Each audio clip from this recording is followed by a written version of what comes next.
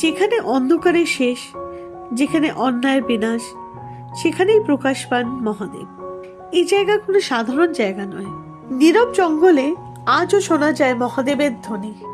আজকে আমরা জানব ষষ্ঠ জ্যোতির্লিঙ্গ ভীমশঙ্কর মন্দিরের এক অলৌকিক কাহিনী। মাকলিসেসে আপনাদের সাদর আমন্ত্রণ। অনেক কাল আগে এক ভয়ঙ্কর অসুর জন্ম নেয়। তার নাম ভীম। সে ছিল কুম্ভকর্ণের পুত্র। জন্ম থেকেই তার মনে ছিল প্রতিশোধের আগুন। সে ভাবত, দেবতারা আমার পরিবারের সর্বনাশ করেছে, আমি তাদের ধ্বংস করব।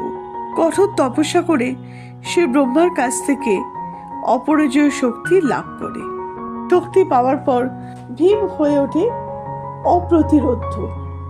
সে স্বর্গলোকে আক্রমণ করে, দেবতাদের পরাজিত করে, এমনকি পৃথিবীর মানুষদের উপরও শুরু করে ভয়ঙ্কর অত্যাচার। চারিদিকে শুধু চিৎকার, ভয় আর অন্ধকার। দেবতারা অসহায় হয়ে পড়ে। অসহায় দেবতারা একত্রিত হয়ে প্রার্থনা করে, হে মহাদেব, আমাদের রক্ষা করুন। তাদের আর্তনাদ পৌঁছে যায় কৈলাসে। হঠাৎ আকাশে বজ্রপাত, পৃথিবী কেঁপে ওঠে। ভগবান শিব রুদ্ররূপে আবির্ভূত হন। শুরু হয় ভীম ও শিবের ভয়ঙ্কর যুদ্ধ। পাহাড় ভেঙে যায়, আকাশ কেঁপে ওঠে। ভীম তার সমস্ত শক্তি প্রয়োগ করে, কিন্তু শিবের সামনে সে টিকতে পারে না। অবশেষে মহাদেব তার ত্রিশূল দিয়ে ভীমকে বধ করেন। ভীমের মৃত্যুর পর চারিদিকে শান্তি ফিরে আসে। দেবতারা আনন্দিত ও উল্লাসিত হয়ে পড়েন এবং শিবের স্তব করতে লাগেন। দেবতাদের অনুরোধে দেবাদিদেব মহাদেব সেখানে জ্যোতির্লিঙ্গ রূপে আলোকিত হন এবং সেই স্থানটির নাম হয় ভীমশঙ্কর জ্যোতির্লিঙ্গ।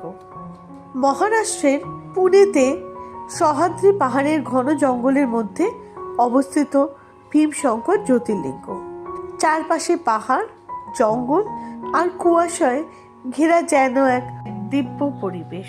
বিশ্বাস করা হয় এখানে আজও মহাদেবের শক্তি বিরাজমান। চারিদিকে জঙ্গল, পাহাড় আর নিস্তব্ধতায় যেন প্রতিটি গাছ, প্রতিটি বাতাসে মহাদেবের উপস্থিতি অনুভব করা যায়। বলা হয় এখান থেকেই ভীমা নদীর উৎপত্তি। আজও হাজার হাজার ভক্ত এই পবিত্র স্থানে যান। প্রকৃতির মাঝে ঘেরা এই মন্দির অনুভব করা যায় এক অদ্ভুত শান্তি। মনে হয় মহাদেব আজও এখানে বিরাজ করছেন। এই গল্প আমাদের শেখায়, অন্যায় যতই বড় হোক না কেন শেষ অবধি ধ্বংস হয়। ভগবানের উপর বিশ্বাস রাখলে ভয় দূর হয়। সত্য ও ধর্মের জয় সর্বদা নিশ্চিত। আপনিও যদি সত্যিকারের শিব ভক্ত হন, কমেন্টে লিখুন হর হর মহাদেব। ভিডিওটি লাইক করবেন এবং শেয়ার করে দিন আপনার সকল বন্ধুদের কাছে। সপ্তম জ্যোতির্লিঙ্গ কাশী বিশ্বনাথের সম্পর্কে জানতে আমাদের চ্যানেলটাকে ফলো করুন। Thank you.